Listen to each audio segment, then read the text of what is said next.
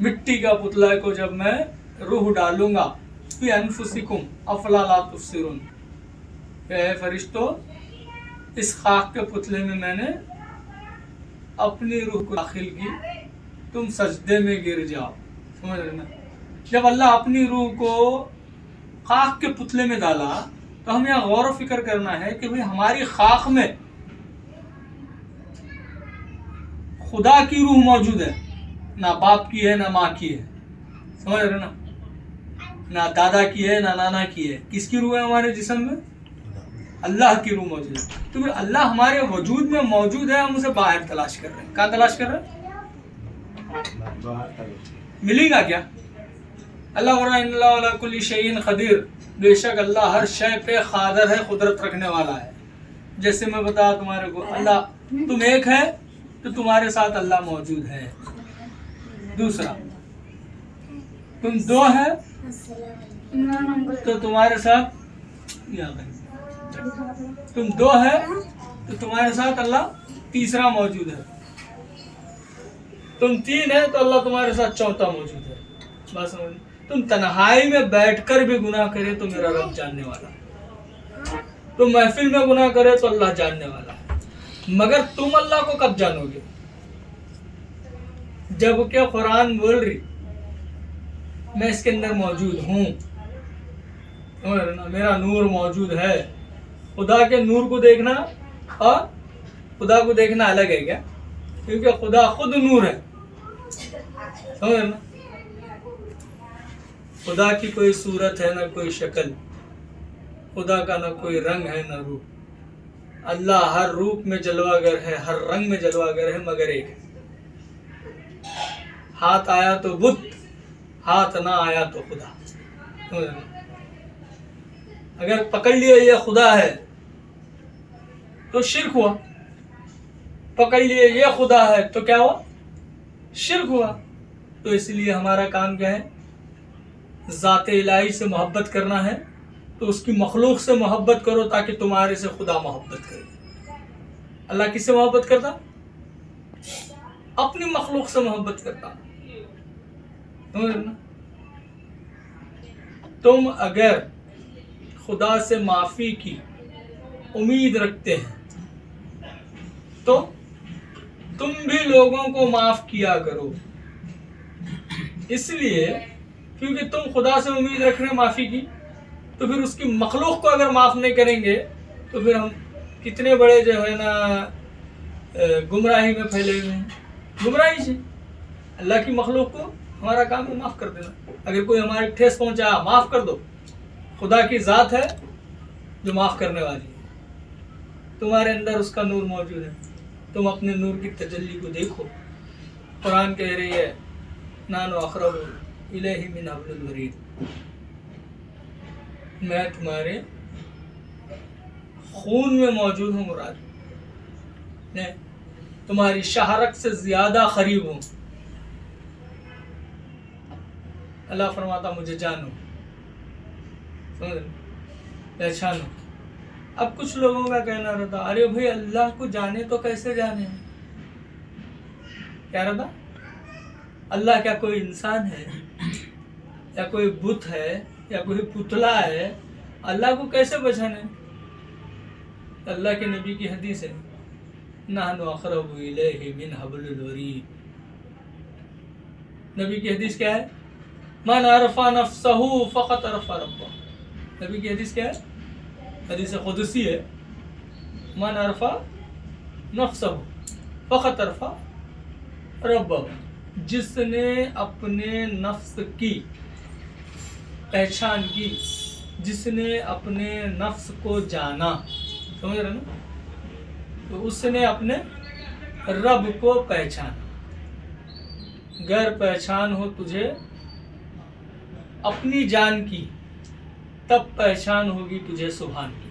سمجھا نا؟ تو اللہ کو پہچاننا ہے تو کس کو پہچاننا؟ پہلے خود پہچاننا ہے. خدا نہ کعبے میں ہے نہ بت خانے میں.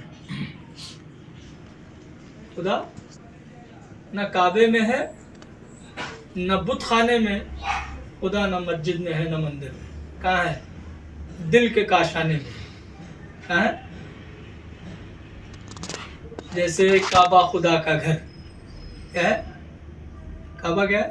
خدا کا انسان بنایا یا خود خدا بنایا کعبے کو؟ کون بنا؟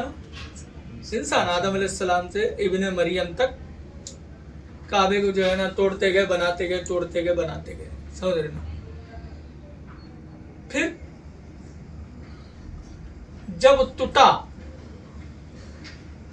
انسان بنایا ہوا گھر پھر بنا سکتا ہے. اور دل، یہ بھی خانہ خدا ہے. کیا ہے دل؟ کیا ہے؟ خانہ خدا. خانہ خدا ہے. قلب المؤمنین من رحت رب، مومن کا دل اللہ کا آئینہ، رب کا آئینہ ہے جس میں وہ دیکھتا ہے. پوری دنیا صورت کو دیکھتی، کیا کرتی؟ انہیں اچھا ہے، انہیں برا ہے، صورت دیکھ کے اندازہ لگاتی، مگر رب دلوں کا جاننے والا ہے. تو اس کے لیے تم اپنے دل کو ہمیشہ صاف رکھو تاکہ اس میں دیدار الہی ہو جائے. بک کر تمہارے ہاتھ پہ بے فکر جی رہا ہوں، سب کچھ تمہارا ٹھہرا کیا رہا ہمارا. انہی کو فکر ہوگی ہر کام کی میرے میں جن کا کہلاتا. جب ہم بندے خدا کے ہیں تو خدا کو اپنے بندوں کی فکر نہیں ہے. 70 ماہوں کی محبت رکھتا بیٹے رب، بیٹے 70 ماہ کی. جب 70 ماہ کی محبت رب بندے سے کرتا ہے تو کیا رب چاہتا کہ بندہ دوزخ میں جلے؟ کیا رب چاہتا کہ بندہ جو ہے نا ذلیل ہو؟ نہیں چاہتا. رب بندہ اپنے ہاتھوں سے خود کر لیتا. اور اللہ فرما رہا وَتُعِزُّ مَن تَشَاءُ وَتُذِلُّ مَن تَشَاءُ بِيَدِكَ الْخَيْرُ. عزت کا دینے والا کون؟ اللہ. ذلت کا دینے والا کون؟ اللہ. خیر کا دینے والا کون؟ اللہ. اب ہم یہاں غور و فکر کرنا ہے کہ بھئی کہیں ذلت ہے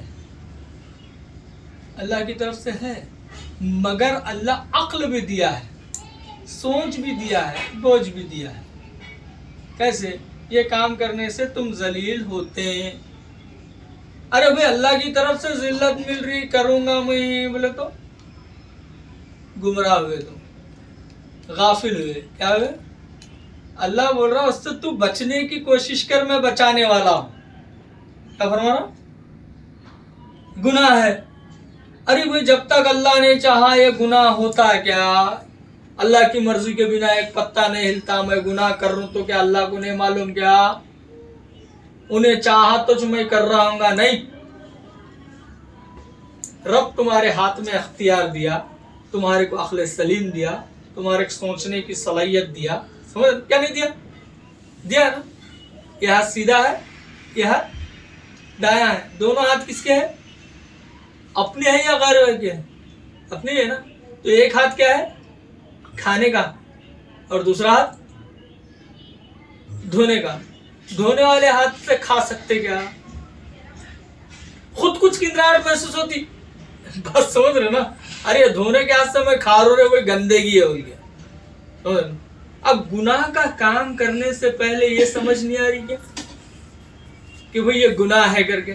یہ دھونے کا تو معلوم ہوا، اس کی گندگی معلوم ہوئی، اس سے کھانا نہیں کھا رہے، اس سے کھا رہے ہے نا. تو پھر گناہ کا کام کرنے سے پہلے ہم اگر باز آ گئے تو رب بچانے والی ذات خدا کی ہے کیا نہیں ہے؟ اللہ جو ہے نا کرم کریں گا. کنٹینیو ذکر پہ مضبوط رہو، ذکر کرو اور تصور شیخ کرو تاکہ دیدار الہی ہو جائے. سمجھے؟ شیخ تصور شیخ بھی کب تک کرنا ہے؟ ایک حد تک. جب تصور جم گیا تو میں نکل گیا، میں نکلا تو کون باقی؟ تو ہی باقی. رکھ کر خودی میں یار کو اب تک نہیں ملا، کعبے کو جا کے حاجی کہایا تو کیا ہوا، پایا نہ حق کو بندہ کہایا تو کیا ہوا، اندھے کی طرح رو کے پکارا تو کیا ہوا. خالی پکار رہے اللہ اللہ اللہ. ارے خود آنکھ رکھ کر اندھے. اللہ قرآن میں فرما رہا دیکھ میں تیری شہرت سے زیادہ قریب ہوں، ہم دیکھ رہے نہیں. اللہ قرآن میں فرما رہا ہے کہ بھئی تیرے خون میں دوڑ رہا ہوں، چڑھ رہا ہوں اور اتر رہا ہوں، ہم دیکھ رہے نہیں. دیکھ رہے کیا؟ نہیں دیکھ رہے. اللہ کے نبی کی حدیث مبارک ہے من عرف نفسہ، جس نے اپنے نفس کی پہچان کی گویا رب کی پہچان۔ اب نفس کو کس طرح سے پہچانیں گے؟ نفس ہے کیا؟ واٹ از نفس؟ نفس کسے کہتے ہیں؟ نفس کے حقیقی معنی کیا ہے؟ پیری مریدی کی پہلی سیڑھی کیا ہے؟